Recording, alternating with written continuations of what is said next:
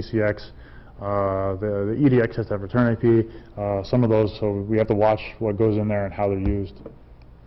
All right, so here's some example. The old way. So we set up a FAR call. We have this strange hex value that we put into EAX. Again, the idea is that these nulls, we can't put those in there because we can't guarantee that we're not going to go through a C-style string copy. So we need to push this other string and then do something like not. So all of a sudden, this string becomes this in EAX, right? We can push it. Now ESP is pointing to this. We can clear EAX. We can move a 9A into EAX. We push that. Now all of a sudden, on the stack, we have manufactured our FAR call. Right? So we have our 9A, we have our offset, looks like this in assembly, FAR call, and then we have a ret sitting there at the end. Right? So we've kind of manufactured a function that will do this FAR call for us. So now we've done that once, so if we want to make multiple syscalls, we want to save that so we don't have to manufacture it again. So we'll move ESP into some register that we're not going to use later on. So we're going to store it in EVP in this example. And now we can actually do what we want. So now we've done all the manufacturing process. Now we can clear EAX. We can increment it because we're going to demonstrate an exit. We can push the 0. Again, if you don't care what the value is, you don't have to push it. And then you do a call EBP, which basically goes up here and does the FAR call and invokes the system call for you. All right, so here's the old way. All right, new way looks like this. And it's new for Solaris, right? So now we're going to clear EAX. We're going to increment it. We push it onto the stack. And then we push this dummy value, which is kind of odd. If you guys have done FreeBSD stuff, it might not be too odd to you, too foreign. And then we do our software interrupt. So we can see all of the overhead that can be saved, right? We, instead of generating this thing, we can now just use the software interrupt to do it for us. Good, the blue shows up pretty good. So just really quick about this dummy value.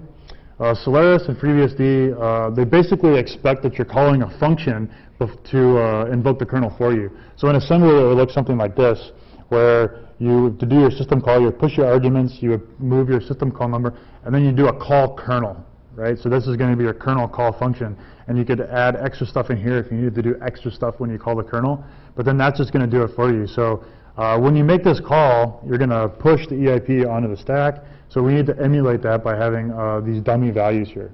Also kind of interesting because we can use these dummy values sort of like free pushes for the next system call, as long as we are careful about how we use the stack. All right, more Solarisisms.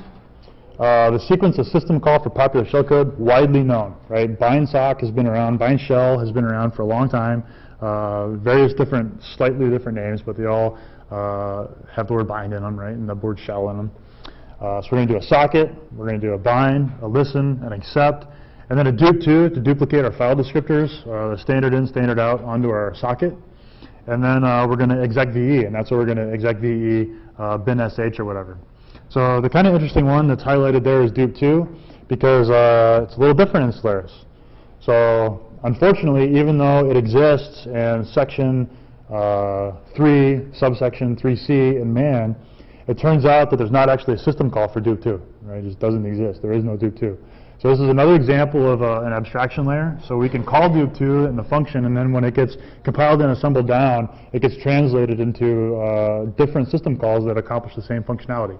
So for shellcode purposes, this is just annoying. We have to go now figure out how dupe2 is emulated or converted in the Solaris world. So we have to work around this.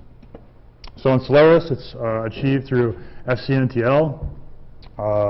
We have a descriptor, a command, and then a variable argument and a C prototype for this. So basically command you can think of as a subcall. So dupe2 is going to be subcall number 9. So what we're used to seeing as dupe2 old new is going to look something more like fcntl old new old 9 and then new. Right? We're just using a subcall to this. So this actually isn't going to add much to our shellcode complexity, but it still has to be handled. Otherwise, we're not going to get our file descriptors duplicated, and our shell is going to be interactive on the target, not interactive remotely, which is what we really want. All right, another Solarisism, extra arguments. So we're used to seeing very specific things. So in BSD, for example, we see the socket requires 3 things, a domain, a type, and a protocol.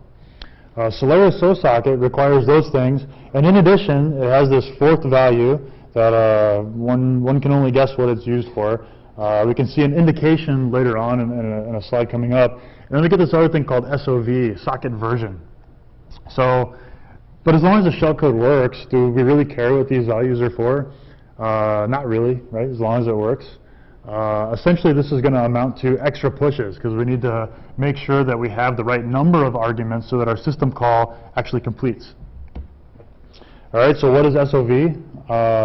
It's defined in socket var. It could be one of these 5 values. So quick glance, we can see that SOV default, stream, and the BST, quite likely we're going to be able to use any value between 1 and 3. All right, just looking at the naming and going from the source. But it turns out through, so in theory, 1 through 3 to work, but in practice, pretty much any value is going to work. All right, so this might require some testing, and at least in the first case, we might want to be cognizant of this. Okay, so how many arguments are there? We can go to sysent.c, and it'll tell you. There's the last thing, the rightmost thing is the number of arguments. So socket has 5, bind has 4. Basically, socket has 2 extra arguments, and all the other ones that we're interested in, bind, listen, accept, connect, they'll have 1 extra argument. So digging through these related C files, we can see the prototype for socket. We have family, type, protocol, and dev path and version, so device path or something. But we also see that there's another path that we can take for a different prototype, and that 4th thing can be null. All right, that's much better for us. As long as we can force it down that path and have a null argument, then we don't even care what dev path is. We don't have to research it and whatever. We can still end up with a good, successful socket call. All right, so the basic formula. Figure out the syscall numbers from the name to system file. Figure out the number of required arguments from sysent.c. Make some assumptions about SOV, maybe, if you want to play by the rules. If you just want working shellcode, you probably don't really have to worry about that. Find the counterparts for the missing syscalls, like dupe2.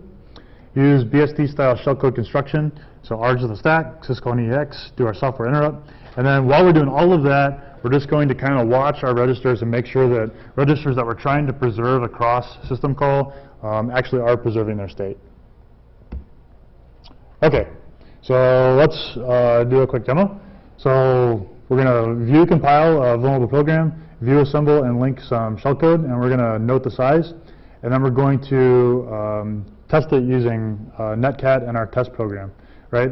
The source for these are going to just be on the slides. So if you download the slides after the conference, you'll just see them there. All right. So yeah, I am using Vista. People have been attacking that all day, but Vista is my host, and we're going to actually use Fedora to make our Solaris shellcode. So it's a very diverse OS set that we have up on the podium today. All right. So here we are in Fedora SC6. And we're going to look at some shellcode. So let's look at 43. So look at the next slide. All right. So this is basically going to be bind sock. Can you guys see that okay? The blue might not work, but that's okay. I'm going to annotate the blue. You can see the other stuff, right? So we have bits 32. We're going to be 32-bit code. We're forcing it to assemble a 32-bit. Again, we have our obligatory section and our single global symbol start. We're going to clear out EDI. We're going to multiply EDI, which is going to clear out EAX and EDX as well. We're going to move our syscall number into the lower part of EAX. We're going to push byte 1, which is going to get a single 1 on the stack. But for free, when we pop that back off, it's going to clear EBX and put exactly the value 1 into EBX. We're going to start pushing our arguments to the call. So we'll push the zeros for that question mark, for that 4th argument that we don't care about. And we're kind of doing something a little dangerous here. For this call, for the very first call, we're not going to actually push the value for SOV. So depending on very specific circumstances, you might actually want to push that, because now we're depending upon a value that's outside of our stack frame. Right? This is something that we didn't actually push that is going to be going in as SOV to our first system call. So you might want to put this byte back in there. So we push empty for our questionable, our null that we need in our 4th argument. We push empty again for the IP. We increment EBX to 2 because it was prior 1. So we push our socket stream, we push our PF inet, and we push our dummy return value